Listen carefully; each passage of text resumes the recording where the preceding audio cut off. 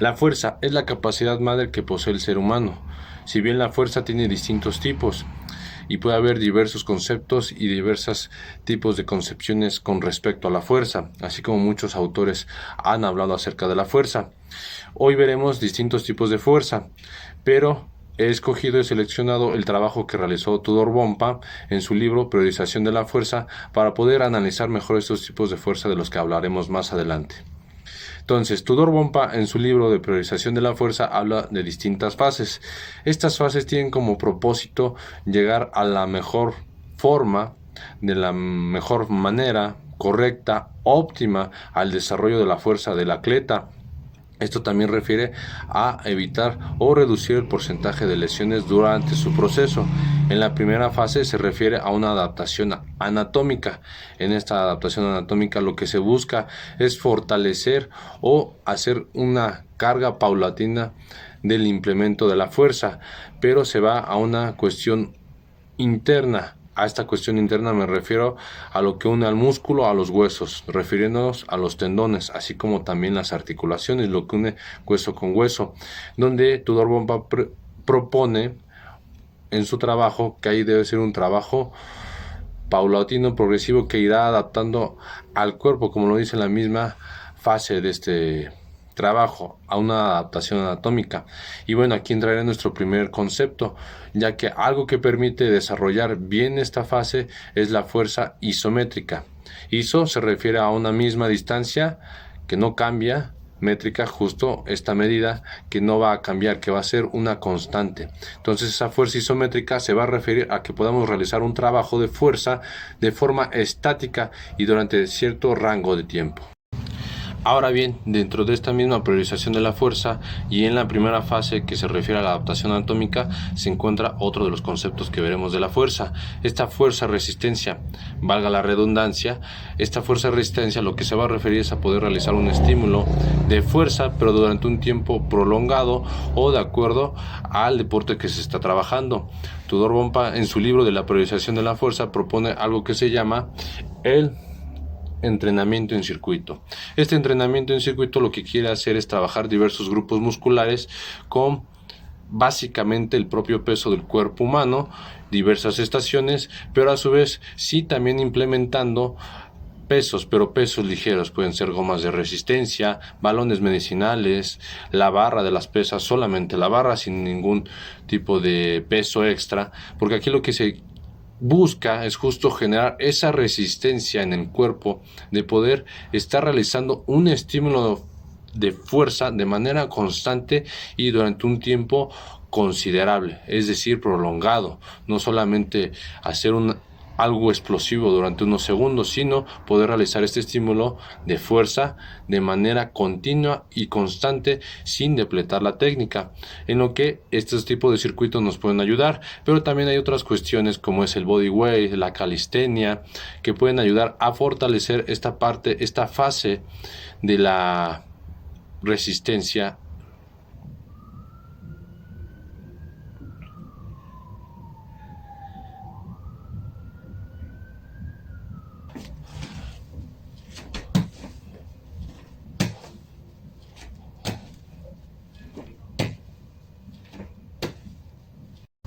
La siguiente fase en la priorización de la fuerza, según Tudor Bompa, es la hipertrofia, donde aquí entra nuestro otro tipo de fuerza hipertrofia, la cual va a hacer poder levantar cargas ya considerables sin llegar a un esfuerzo máximo, donde lo que también se busca en la hipertrofia es un desarrollo de masa muscular. En esta fase Tudor Bompa hace uso del método en la hipertrofia del culturismo. El culturismo, justo lo que había mencionado antes, lo que busca es volumen, ¿no? Verse grandes, que los músculos sean grandes. Entonces busca un desarrollo específico focalizado de cada grupo muscular. Pueden ser los bíceps, los tríceps, los cuádriceps, los glúteos, mis isquiotibiales, los gemelos. Todo este tipo de desarrollo donde ya incorpora un peso y una carga considerable, donde se dice y se propone en este libro que las óptimas series van entre 6 a 12 repeticiones. y se debe manejar una carga en la que justo se quede en ese rango. Si la carga no excede y no podemos sacar siquiera 6 repeticiones, debe de adaptarse esta carga. Si rebasamos las 12 repeticiones, entonces debe de aumentarse la carga. Entonces, esto es lo que busca la fuerza de hipertrofia, al poder desplazar pesos ya considerables, pero dentro de este rango de repeticiones y sin llegar a la máxima.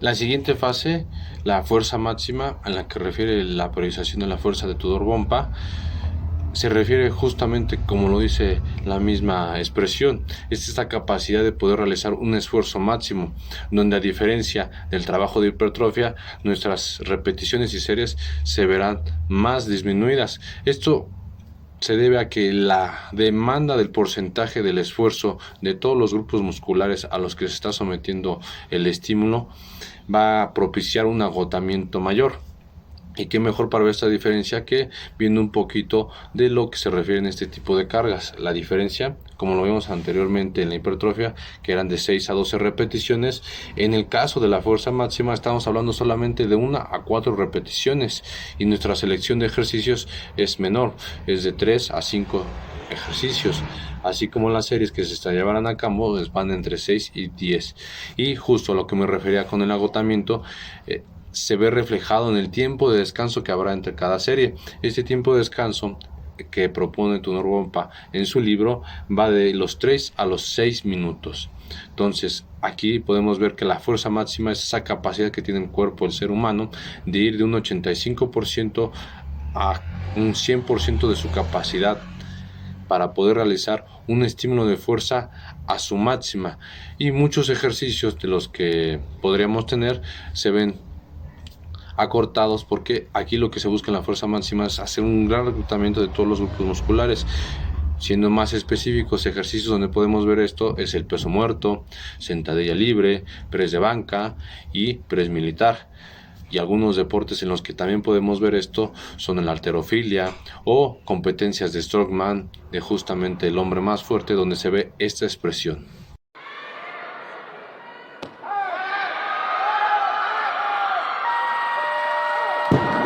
1 килограмм ugyancsak világrekord. Вот так проходили эти соревнования в последний день турнира штангистов. Всего на счету наших атлетов и спартакиады 10 мировых достижений.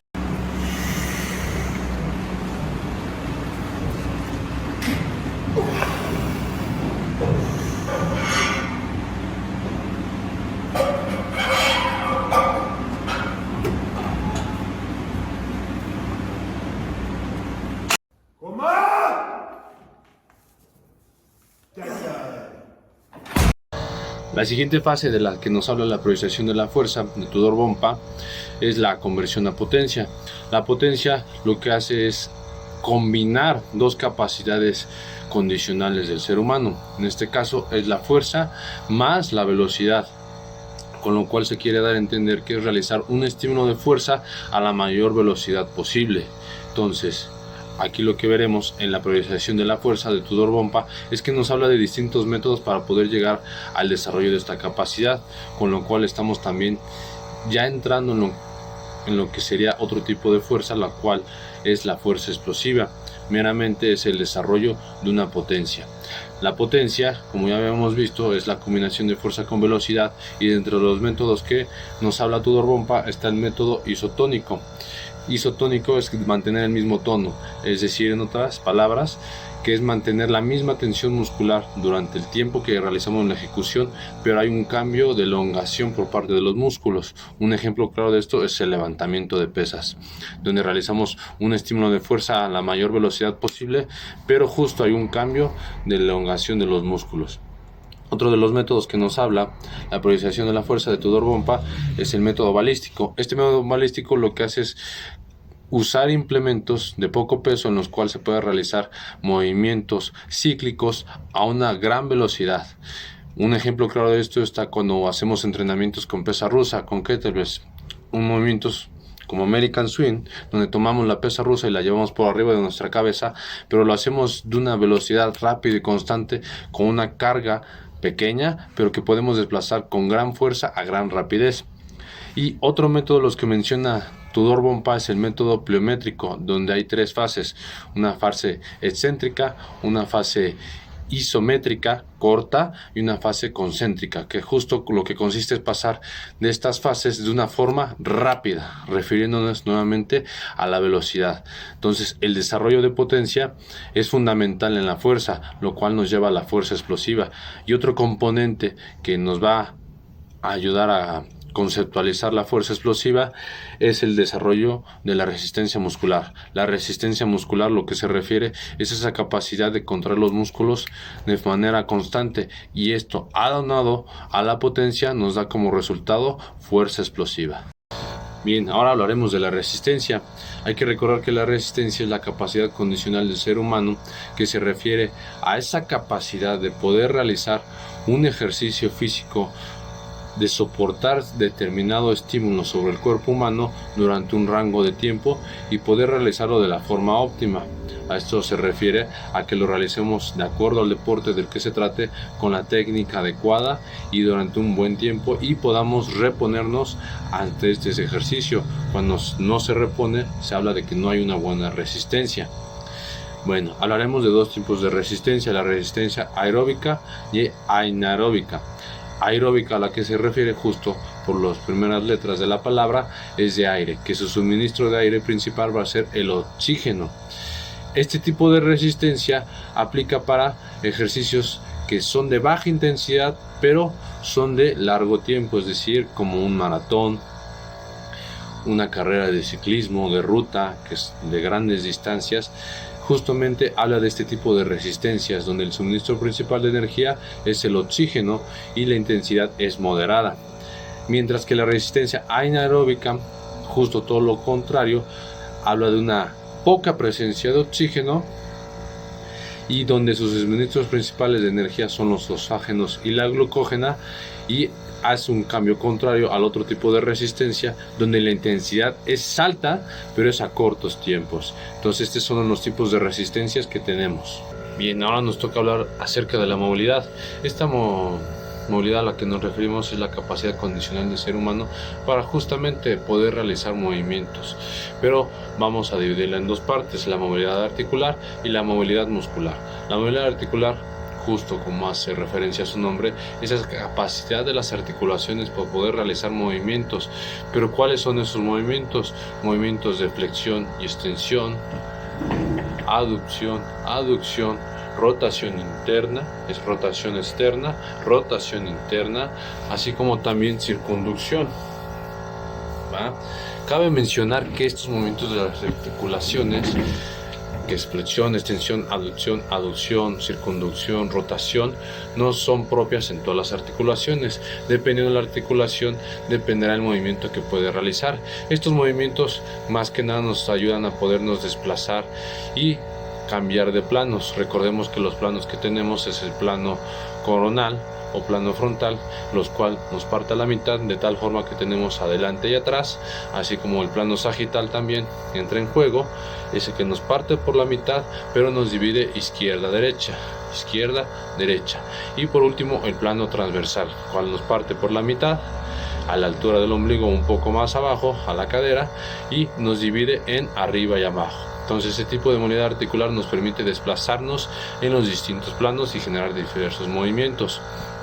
Ahora pasaremos a la movilidad muscular. La movilidad muscular se refiere a la capacidad de los músculos de poder realizar una extensión, una contracción y una extensión de los músculos justamente para generar un movimiento.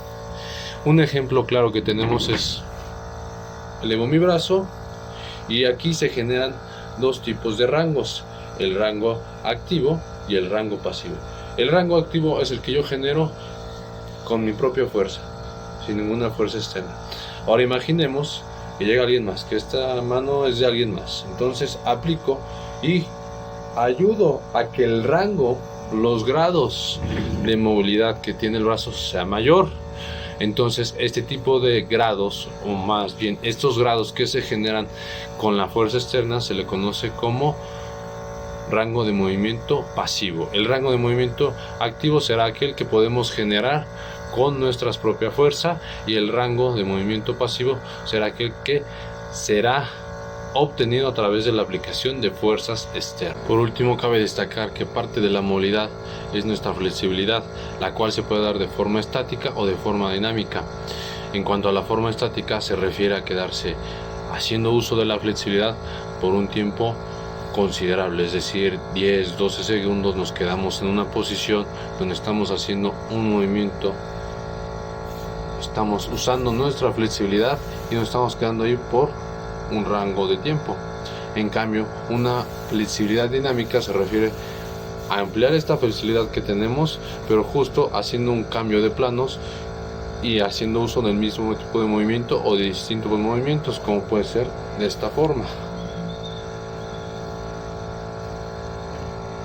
Ahora hablaremos de la velocidad. Hay que recordar que la velocidad es la otra capacidad condicional del ser humano para poder recorrer una distancia en el menor tiempo posible, de poder realizar un movimiento que simboliza una distancia en el menor tiempo posible.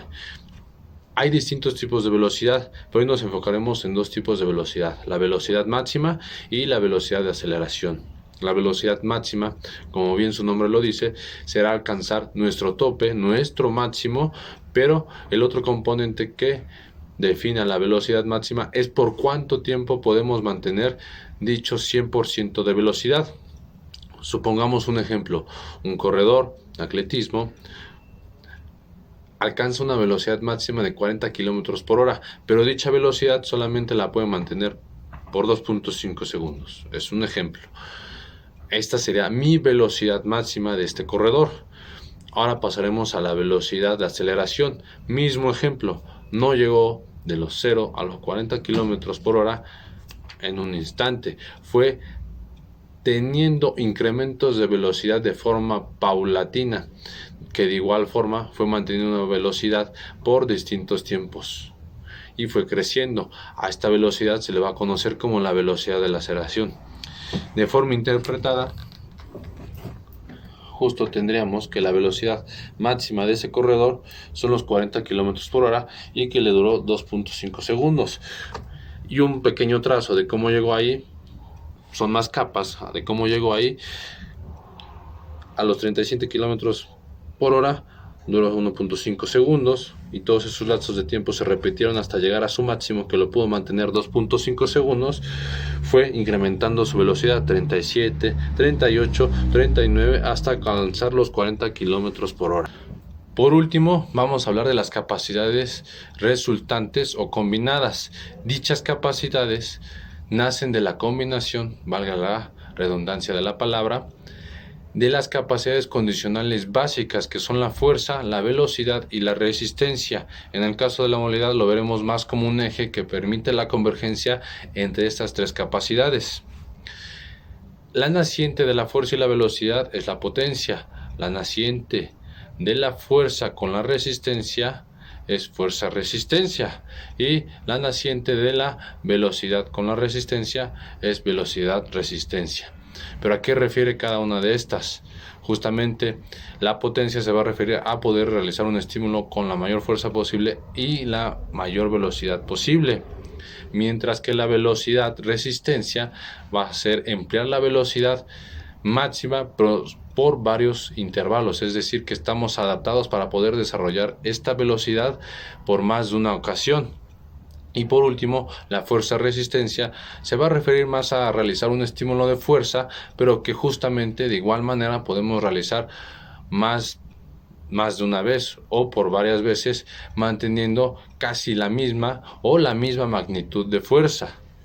Para concluir, el entender las capacidades básicas y resultantes, así como sus diversas clasificaciones y distintos tipos de fuerza, de velocidad, de resistencia, nos van a ayudar, de acuerdo al deporte que llevemos, cuál es el método que vamos a elegir para la preparación del atleta. Hay diversos métodos y estos métodos se van innovando año con año, conforme se realizan más estudios científicos, pero la importancia va a recalcar en el entrenador, que puede identificar de acuerdo a la disciplina, al deporte en el que se encuentra, qué es lo que necesita el atleta, cuáles son las capacidades que necesita desarrollar más. Podemos decir que todas las capacidades se necesitan desarrollar por un principio de unidad, por un principio de generalidad, pero una vez que nos concentremos al entrenamiento específico de cada deporte, debemos saber qué conlleva cada uno.